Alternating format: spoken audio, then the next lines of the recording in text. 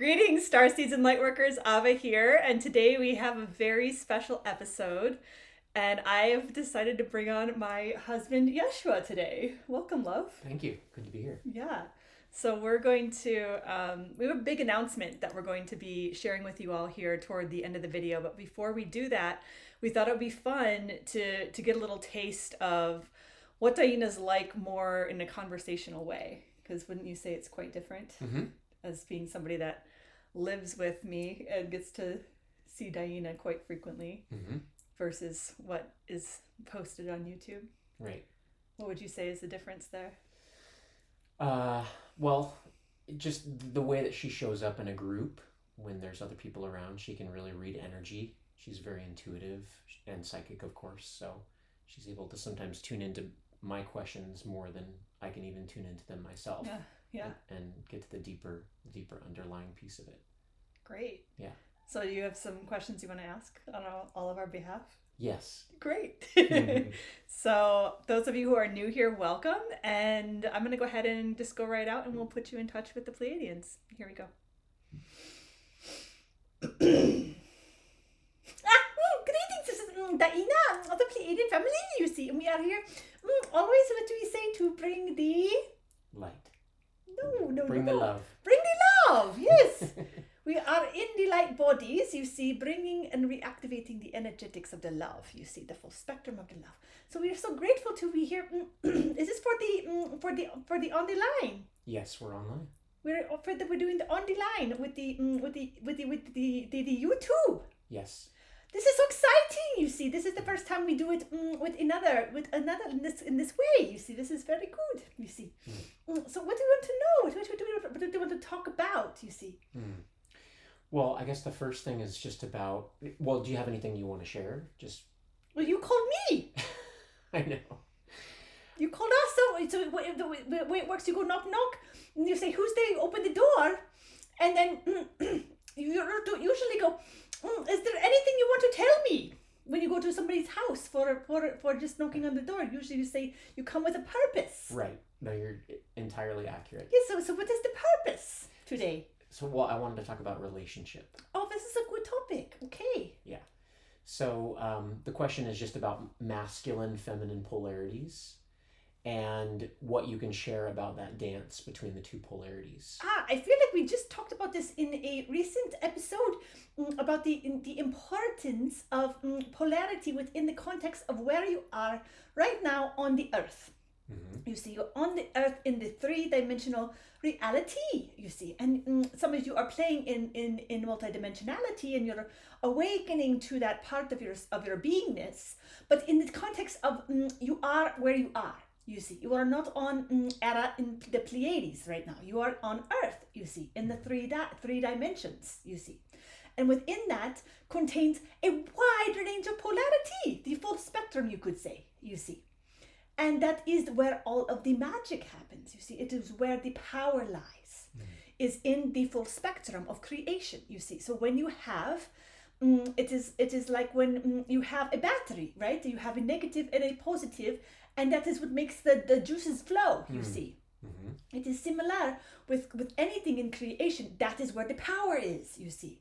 And so it is interesting, and we were saying a little bit how when you begin to divert away from the power of the pure polarities, the power of the pure masculine frequency and the power of the pure feminine frequency, and when you're able to hold those two polarities together and you're able to dance them together in a union into a circuitry of harmony, that is when you are able to create, whether it be a child, whether it be manifesting on different levels of creation through intention and through the frequencies of the sound that is activated through the polarities, you see, when you're playing and dancing in those worlds.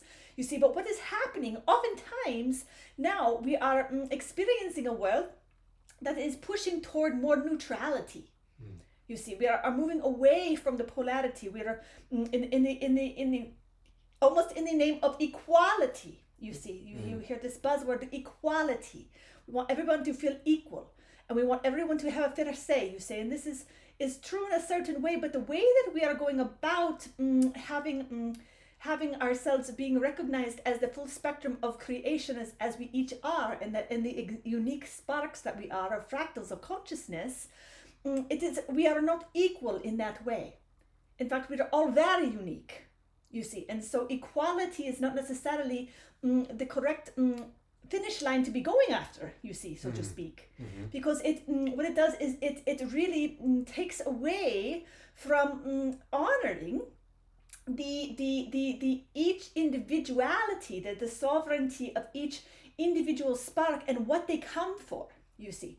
Because each spark in the creation process has a very specific role and an important part in the whole, you see. So when we try to make all the parts equal, well, when you look at the cogs on a clock, for example, you have some large and some small and some medium size, but they all work together, and you would not call those equal. You would say one is heavier and bigger, one is smaller and lighter. But if you do not have both, well, you do not know what time it is. You see what I say? It's a good analogy. You see?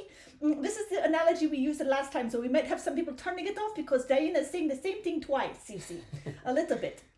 But it is important, you see, to understand that we are not going for equality or neutrality here. It is really about the honoring of everyone as a unique individual, you see. And so part of that is being able to recognize, first of all, your own purpose, right? Of why you come to this particular planet at this particular time, for what particular purpose, you see, and it's multidimensionality, of course. But there's always going to be kind of a through line, you see, for each soul of purpose, you see. And so it is more about honoring each individual and the sovereignty that comes along with that, you see. And that is the piece that is getting a little bit pushed up against in today's age and day of where you are trying to sort it all out, you see. And so what is also getting lost then is the power of the polarity, the power of the masculine, the power of the feminine, you see. And so it's getting a little bit wonky and sideways a little bit, would you say not? Seemingly so. Seemingly so. But to dig a little deeper inside of, I guess, the human experience, right, of a person's experience that may... Because, yes, the expression of each soul is unique. And from your perspective, what do you think is happening with the polarity shifts within each person? Is it the outside influences, or is there something happening inwardly that on the surface looks a certain way? You know, what we're seeing is that kind of like the blending of the feminine, masculine in terms of just pronouns, for example. But is there something happening internally to people that is wanting to break those boundaries? Of course. You see, so it is a very interesting question, you see, because it is not always so black and white, right? So in this play, what you have a lot of times is you have souls coming onto the planet who are what you could consider like star seeds, right? And maybe they come from a place where there is more, there isn't quite it's not polar like it is here, you see. It is more in the neutral zone of what you would call the genders, you see, in the fluidity of that, you see. It is not so black and white. That is what makes Earth so special. That is what makes this particular dimension so special, is the polarity itself. Oh, interesting. You see, so when you are coming from a world where it is one way, and then you come to a third dimension where there is black and white and not so much gray, when you are used to only gray in another world, it can feel very distorting to be to be only in a black or only in a white, and then you think to yourself, and I'm just speaking in colors here for the spectrum of just for example's sake, but what we're saying here is really that there is this dance happening here that only happens in particular frequencies of dimensionality that can hold the spectrum of polarity. You see, so what you have then is specific souls that are coming in that do not feel like they fit on either side of that spectrum. You see, they feel a little bit out of place, so then there is this desire to kind of break out of that, so to speak, or to not play by the rules so much. And this is where the lessons are in this particular dimension, you see, because you did come to Earth to choose a particular form, you see. You Right. chose a form. Right. And so it's really about a deeper listening for these people that are having these kind of sensations, or wondering why they're not feeling so comfortable in their form, you see. It is really coming in and doing a deeper listening and clarifying of who they are, meaning who what their soul calling is in this particular dimension, you see, because there is a purpose to it all, you see.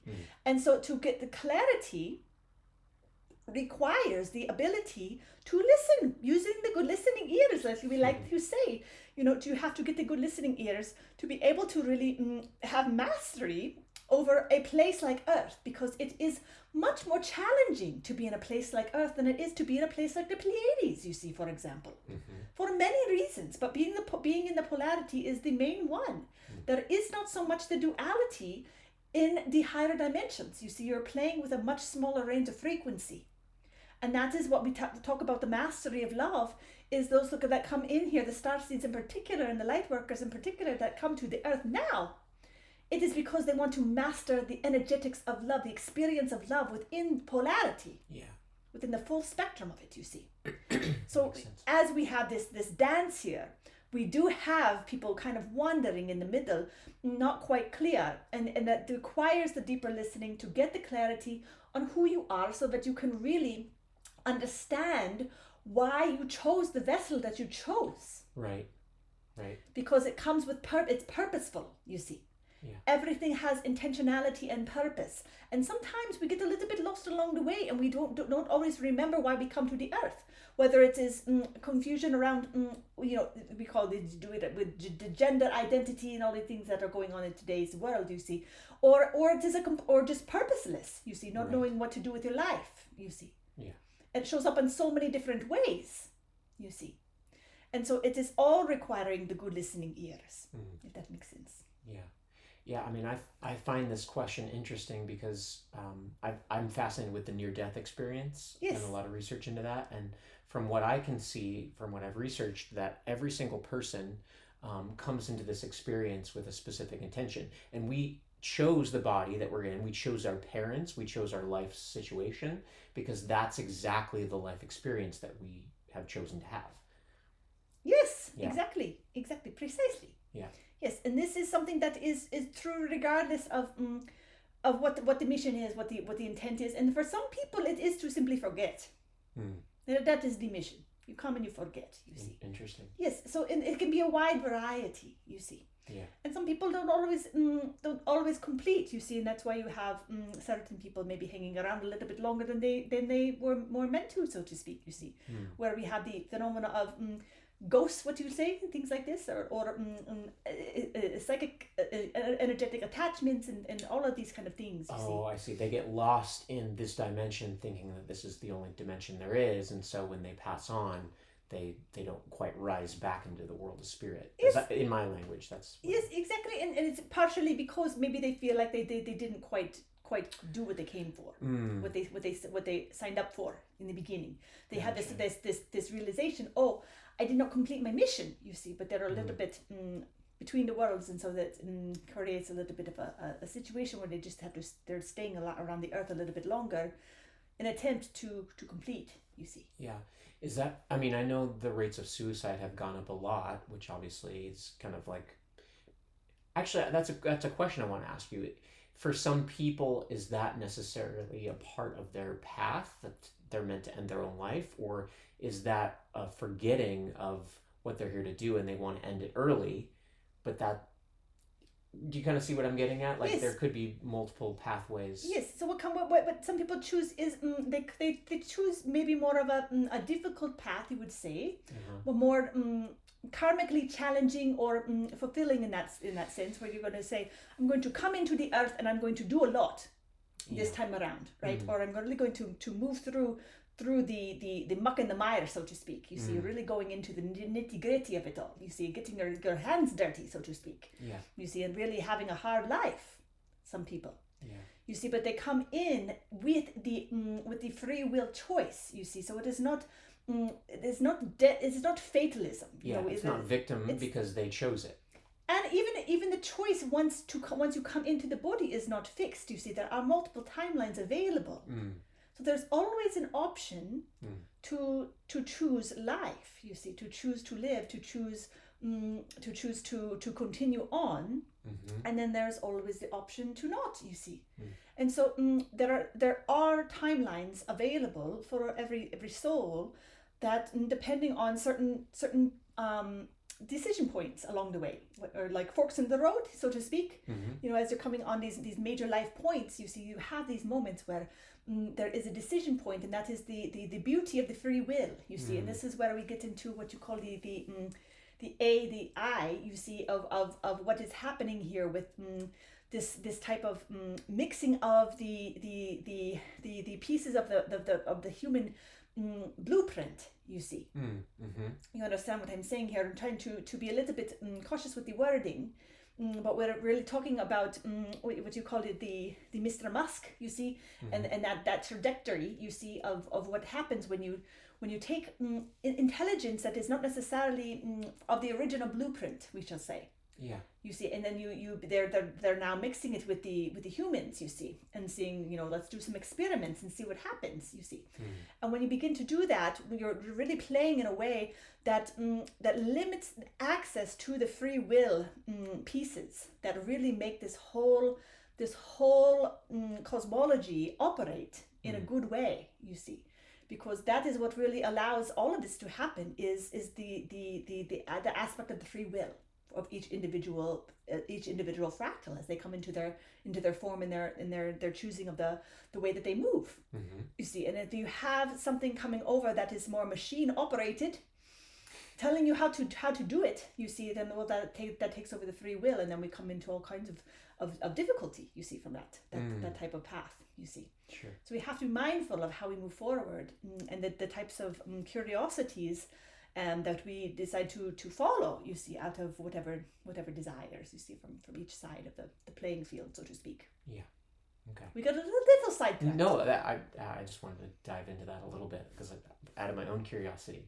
I'm going to just check the computer and make sure it's still recording, because this is the first time I've done this. So it's still recording. We do this all the time. Oh, okay. We go over the time limits. It's fine. It's very good. Okay. Yes, we know. Even if the screen is blank? It should be blank. Okay. By now. Okay. I'm not the most tech savvy person in the world, so. Would you say that DiYeena is more tech savvy than Yeshua? Well, I don't know. Perhaps we're getting in that direction, you see, because DiYeena has been on the YouTube for almost a year now. You see, getting very much more technical. Yes, and that's actually part of the question that I want to ask is, you've been at this now for almost a year. Yes, well, we've been at it much longer than that, but we've been on the YouTube for almost that long. Right. And so I'm curious about the trajectory as to the direction that you want to take your message, or the energies that you want to share with people out there. With the people out there, you mean the ones that are bothering to tune up here and listen to the crazy DiYeena woman, the Pleiadian talk on to the man sitting here named Yeshua? Yes. That's what you want to know about. I'm a bit curious myself. Yes. Well, you see, this is going back to the free will piece. It is up to you guys. It is up to the both of you and to everyone listening. You see, of what direction you would like to take it. Yeah. What we will say is the original intent in creating the channel was to bring together the light workers and the star seeds from the corners of the earth to begin to collaborate in a more organized way. You see. So we're still in the beginning stages of this, you see, because we have issues with them, what Ava, we were listening a little earlier before we hit the record, and Ava was like, we're already shadow banned, you see. So why not say what we want to say, you see? So we're having issues already with the reaching the new people, you see, but it will happen in its own way, in its own organic timing, in different ways too, you see, not just through one way, one avenue, you see. It'll spread in different ways as we begin to talk more on different platforms as well, you see. Right. You see, so, but it is really about creating a more coherent and consistent foundation for the star seeds to come together and work in the ways that the Pleiades are specifically here to help with, which is around creating strong activation points within the earth through the humans on top, you see, and creating those circuitries Mm-hmm. and doing that in little pockets all over the planet that we can then use to create geometrical patterning on the planet Earth. Mm-hmm. And that's where we get into the fun part around creation, you see. Mm. That is when we can begin to, if we know where the points of the planet are, where we have these star seeds and these light workers, and we're all communicating with one another, well, then we can really put our intent in these different ways, and we can just call up on the internet, and we can say we're going to do what you call a Zoom or whatever the thing, Yeah. and then you say, well, we're going to do this particular healing or this particular manifestation for this particular outcome. Right. And then you can either tune in, and maybe some of your other psychic friends in all the different places will already be really tuned into the sacred geometries of what pattern is necessary for that outcome. And you'll have others that are tuned into the sound frequencies, that are mastery in the sound range, you see, and will know what tonalities are necessary for the creation of that, you see.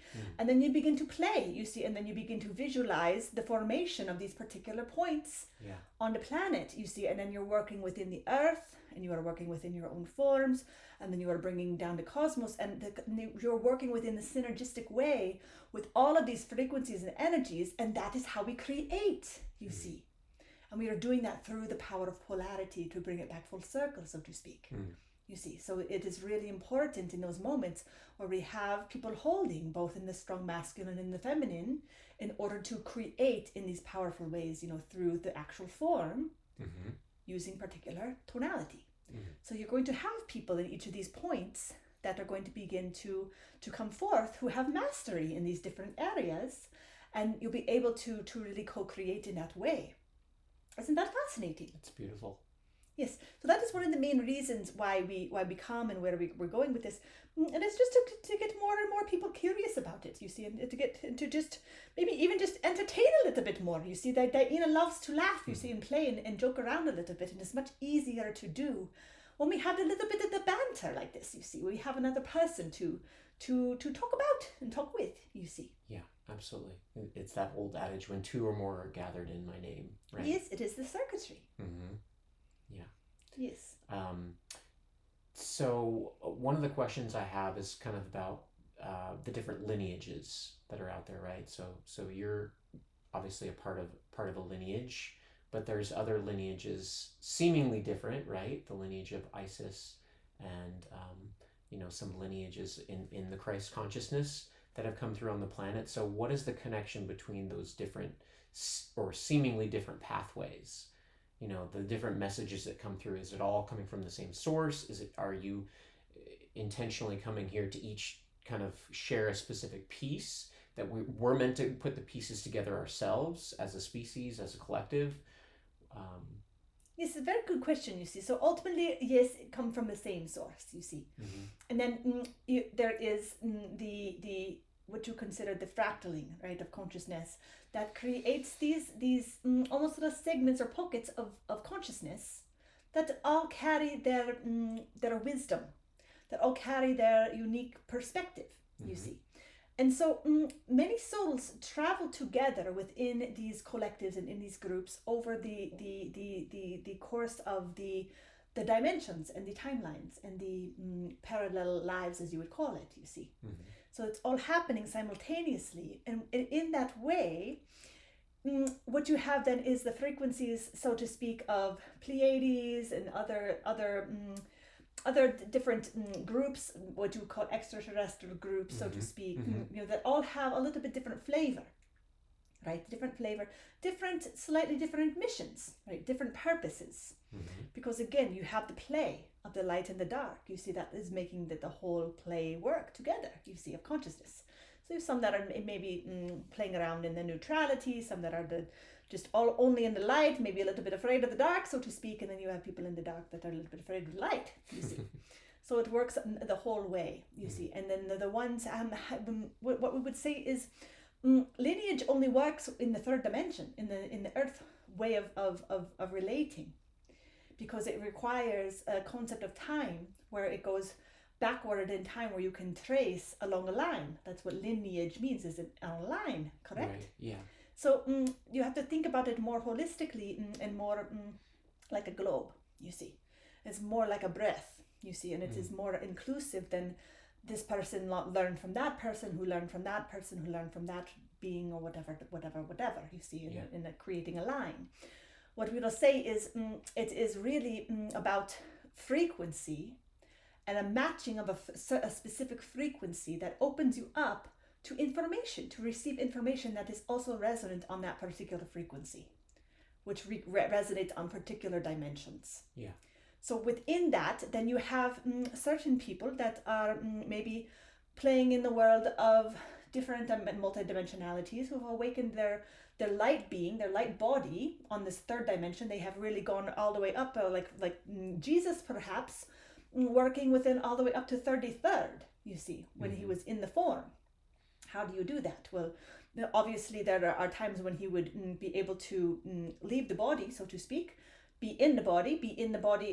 He could come and go as he pleased, you see, and present himself as dense or as light as necessary for the intent, you see, of the moment, you see. Yeah. And that is what many have mastery over time, you see.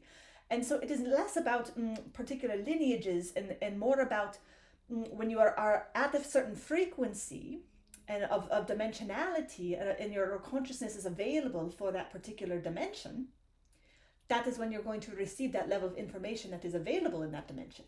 Right. Does this make sense? That makes absolute sense. Yep. Yes. So in that vein, what we will say then is that the Pleiadians have influenced many people on your planet, as we have said in a previous video. We have influenced many people on your planet, especially those who have certain level of achievement, especially what you would consider in your religious zones, so to speak. You see, people that you would idolize or worship or admire in a certain way, you see. And it is because they have accessed and opened themselves up to a certain level of multidimensionality, which has made available a certain level of information. You see, and this is when you bring Isis in, and you're mentioning certain individuals that Ava channels, you know, and these are not so different, you see, as you would like to think. Mm-hmm. And so when you talk about the Pleiadians, you have this group of Pleiadians, right? This is the question that Ava was wanting you to ask, and maybe you are going to do the follow-up. Maybe we jump right to it, to this question, you see, around the Pleiadians. And this other group that channels through the Ava, you see. Yeah. This other group, you know, they call the Living Ma. You see, this other group contains Isis energetics, you see, the Magdalene, and then also those that the Magdalene was convening with and talking with and communing with, such as Jesus, Yeshua, you see, and Paul, and several others, particularly in the women who were around the Magdalene at the time of Yeshua's life, you see. Mm-hmm. And several others as well who have not been revealed yet to Ava, so we hold on those, you see. But when they come through, then we can talk about it, you see. But for right now, those are the ones that are known, you see. Mm-hmm. And so in that, you have, and then over here, it seems like, then you're over here on this other side, you have a DiYeena. This crazy old Pleiadian who just cracks jokes all the time and wants to talk about love. You see, and it seems very different. You see, you have over here an ET. You see, an alien, you like to call. You see, over here. And then on the other side, you have Jesus, who died on the cross to save the whole world. You see, bloodshed, all the things, you see. And the Magdalene, who's either a whore or the wife of Jesus with a baby, you see. Depending on who you ask, you see. And so there's so much seemingly no connection there, you see. But what was the connection here? This is the important piece, is that the Pleiadians operate on certain dimensions, and as these people were doing their meditation practices and doing their other practices, Isis included here, what would happen then is they would be awakened to this information, you see, and sometimes it would come through as seeming like downloads or just like little trickles of information, and other times it would be literally communication, almost like a channeling, you see. Uh-huh. Maybe not in the way where it's a takeover like this way, you see, but it's in the way where it's a little more subtle, and they're just hearing the messages, you see. Sure. You see, so it is all about where you're at in the dimensionality of it all. Isn't that fascinating? Yeah. Yeah, to me it just speaks to really us doing our own work Precisely. and listening and opening our hearts This is to, why to receive those messages. Exactly. So this is why we always say, and why all the traditions, maybe not all of them, but many of them, talk about how the inner work is really the best way to quote unquote save the world. You see, and it's really we have a little bit of a burp from the body. You see, we just move it along, but it is really the way, you see, to understanding and to developing and to sharing the frequency and the light is really does come from within, as cliche as it may sound. And then, in the same way, it makes it a lot easier because who has time to go all over the world and save all the world? You see, when you can just be in. Yeah. It's a much simpler way. Yeah. Well, and I think, and I personally don't spend too much time looking out at the world personally, because it seemingly is so chaotic and there's so much to take in that in my own personal feeling, it feels overwhelming to even consider how to approach each of these seemingly disparate issues in the world and how to solve them, you know. Precisely. I believe you're not alone in that. I believe that there are probably many more those listening who would agree with you. It feels very overwhelming to try to do it that way, you see. So it is much better to just focus in, you see. Yeah. And you're guided in the right ways then to be out when you need to be out, you see.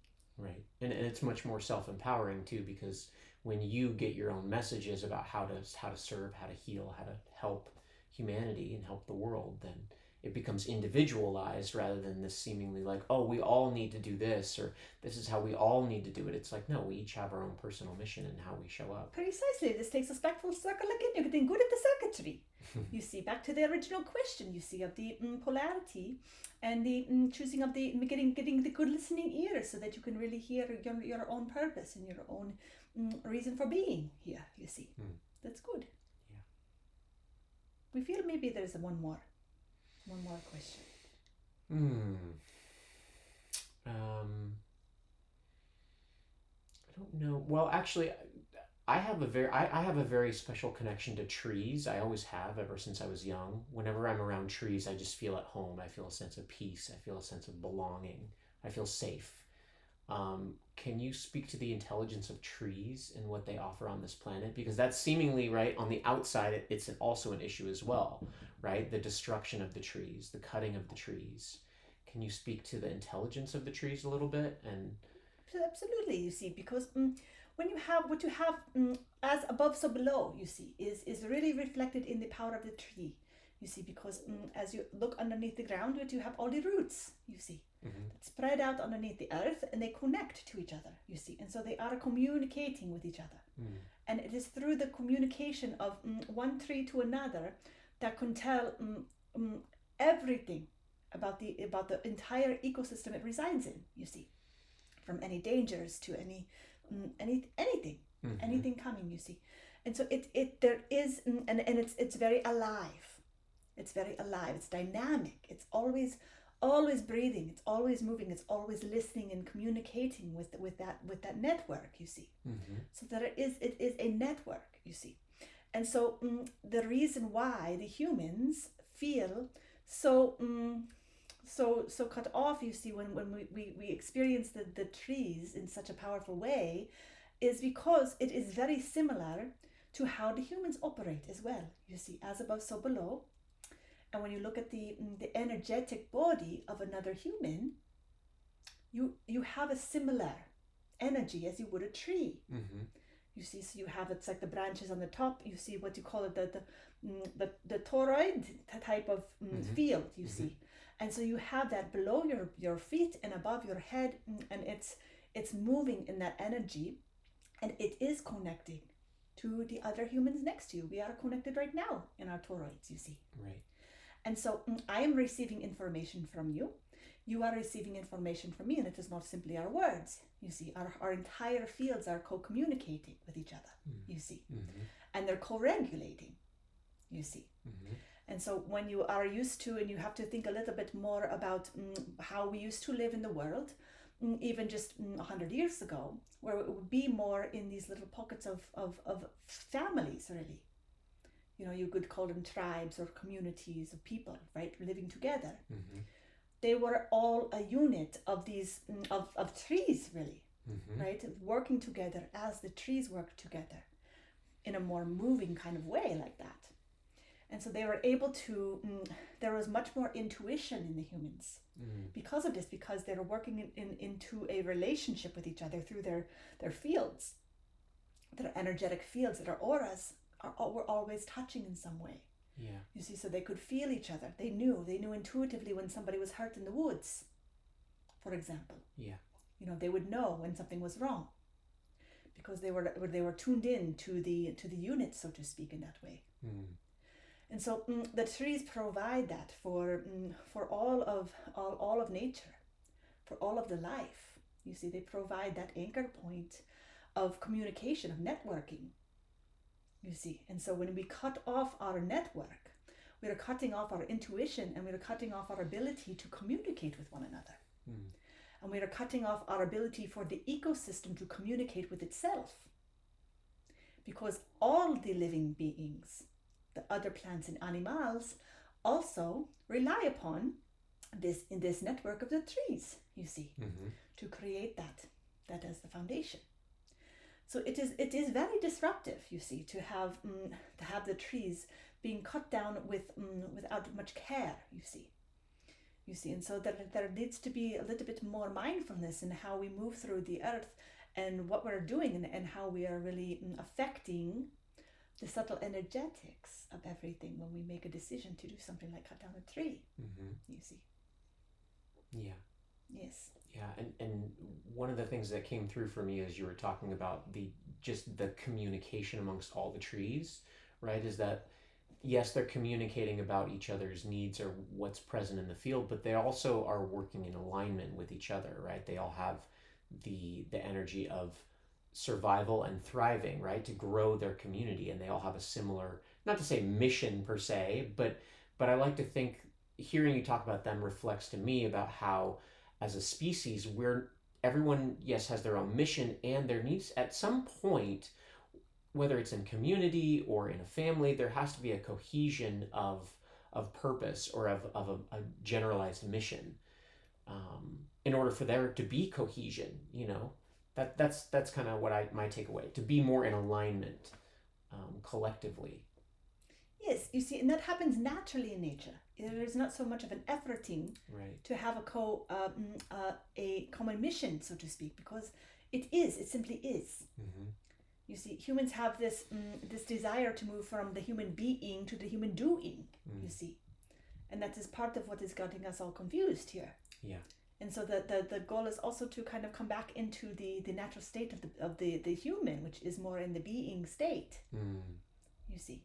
Yeah, that makes sense. Yes. Yeah. Well, thank you, DiYeena. You always share a lot, and it's energetically very rich experience. Do you feel like you need a nap now? But do you want to tell all the viewers what it is like sitting next to a Pleiadian, getting this download for however long it has been now? Yes. Tell them what it is like for you.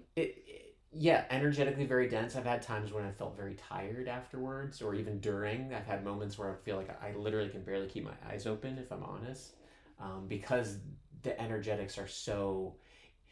Sometimes, I mean, in this moment when we're talking, I feel very resonant with you, of course, as I always do, but sometimes I feel like there's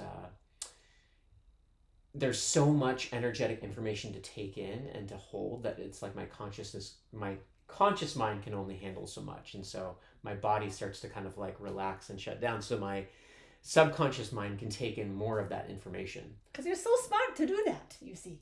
Yeah. That is how the body works so smartly, you see. So okay, the brain is at max capacity, you see, but you know that there are other ways to receive, you see. So you just turn off the brain a little bit to go to sleep, and then let the other places do the work, you see. Beautiful. Yeah. Well, we always love to be here and to come. And if it is not too much in your schedule, maybe we do this again sometime. Absolutely. That's I would what love that. I think we can ask the all the people, you see, if they prefer this, you see, and what they think about this format, you see. Yeah. Because it is quite fun for DiYeena, you see, to have somebody to talk to, rather than just looking into the void of the on the line, you see. Right.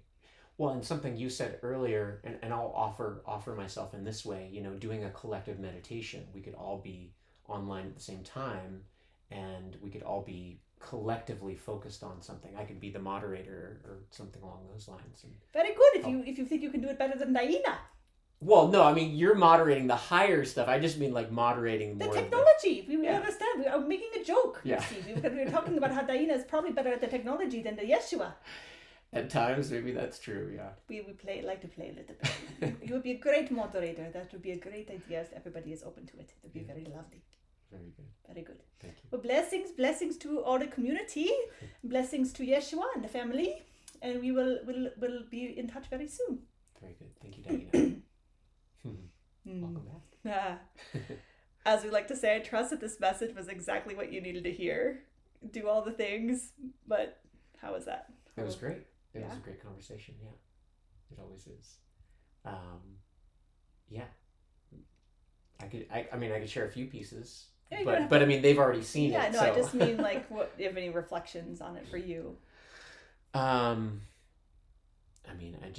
feel like it's like taking a big bite of spiritual cake every time I'm with DiYeena.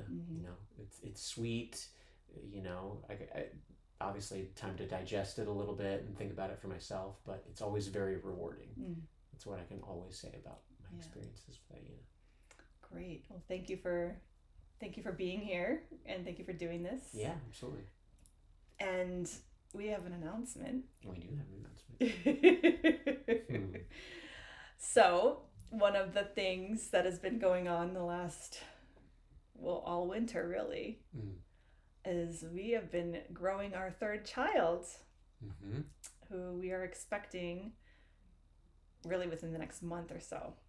So, is there anything you want to say about that? Or did we pretty much say it?